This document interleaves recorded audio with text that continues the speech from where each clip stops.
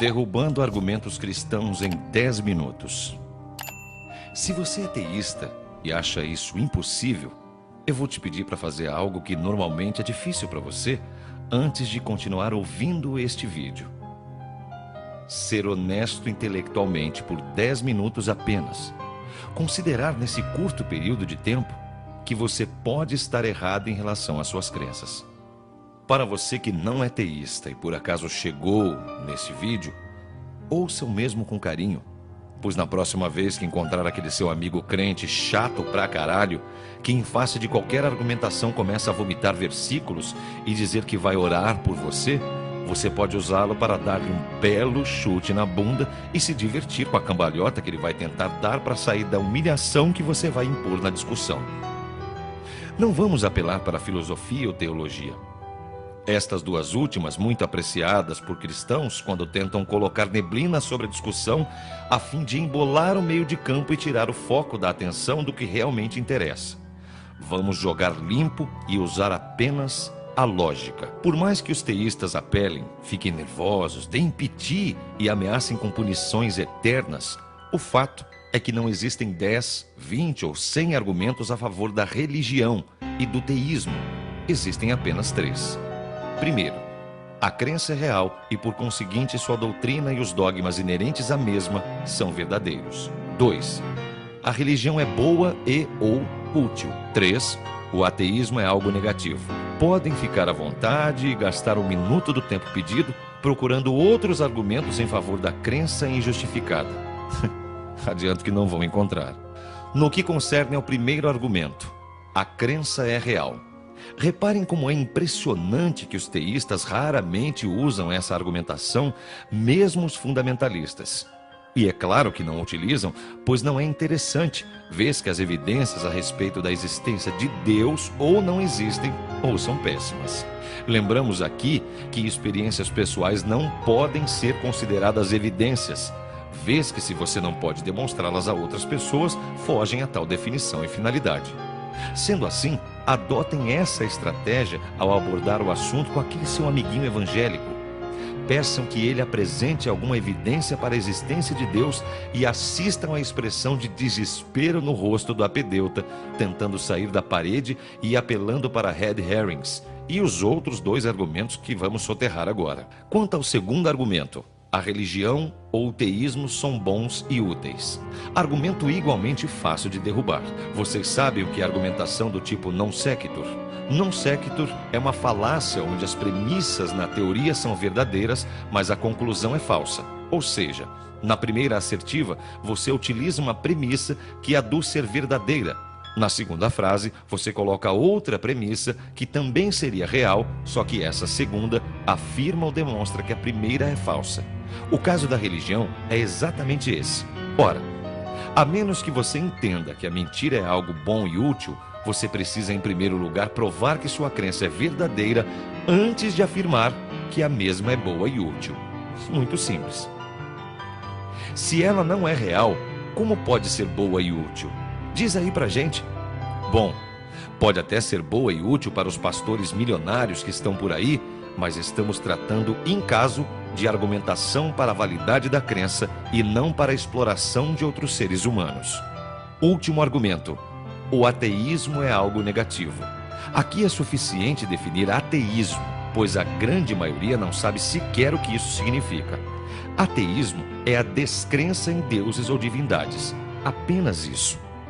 Como pode ser negativo o fato de não se acreditar quando não se há bons motivos para se acreditar? Ad colorandum, podemos fazer a mesma pergunta por via oblíqua. Qual seria a benesse de se acreditar sem bons motivos para se acreditar? Qualquer coisa mais que se diga a respeito de ateísmo é uma mentira deslavada. Ateísmo não é uma religião. Não existe dogma em não acreditar. O ateu reza para quem? Quais são as recompensas ou punições eternas para um ateu? Se você pensa o contrário, me diga qual é o dogma em não acreditar em Poseidon, por exemplo. Acreditar que o ateísmo é uma crença é o mesmo que entender que careca é uma cor de cabelo, que desligado é um canal de TV. Se você acha que ateísmo é uma religião, então você que é cristão, assim como eu, ateu, não seríamos ateu ou teísta, mas sim politeístas. Sim, explico.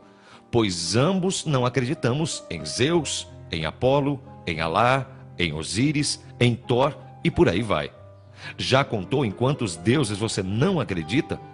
Se não acreditar é uma religião, então você certamente é politeísta, pois não acredita em vários deuses. Nesse sentido, ateísmo sequer é uma filosofia, posição de vida ou visão do mundo que nos cerca. É simplesmente aceitar o que é evidente, cristalino, óbvio. Deus não existe. Um ateu é uma pessoa que entende que os milhões que aduzem que a existência de Deus é verdadeira deveriam ter a obrigação de demonstrar uma evidência que seja a respeito do que afirmam. Existe algum nome para quem não acredita em astrologia? Você por acaso diz, olha lá, um não astrologista do outro lado da rua? E quem não acredita em fadas? Você chama de afadista? Nesse diapasão, o termo ateísmo não deveria sequer existir. Nesse diapasão, o termo ateísmo não deveria sequer existir.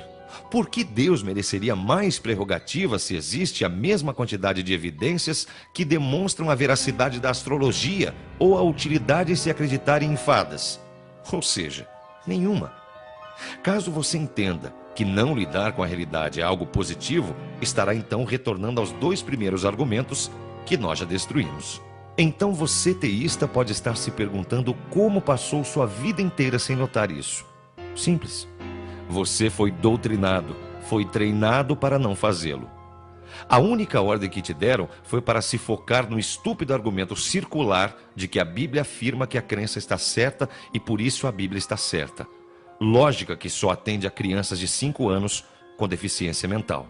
Vamos dar mais uma ajuda. Caso você venha discutir com aquele crente que se julga instruído e ao invés de versículos passa a te vomitar monstruosidades do tipo design inteligente e criacionismo, aliás, termo que não existe, foi inventado por cristãos, assim como não existe gravitacionismo, só existe teoria da evolução ou evolução.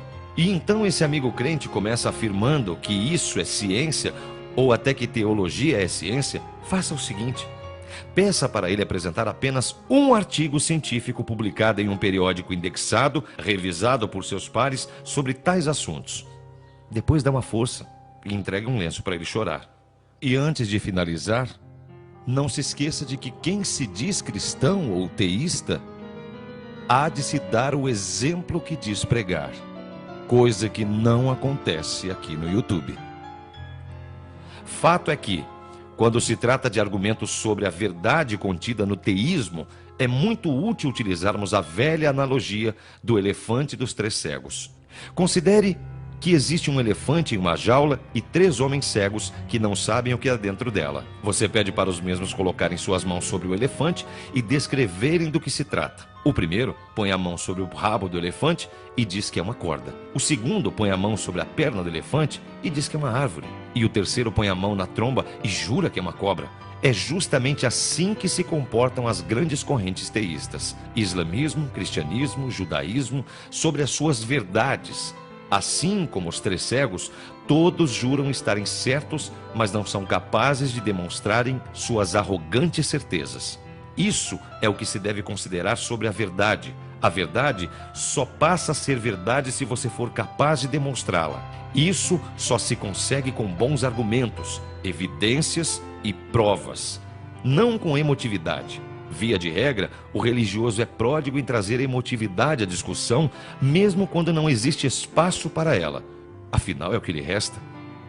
É como tosar porco: muito grito e pouca lã. Por último, lembramos a máxima de que o fato de acreditar, mesmo que fortemente, em uma mentira, não transforma essa mentira em uma verdade.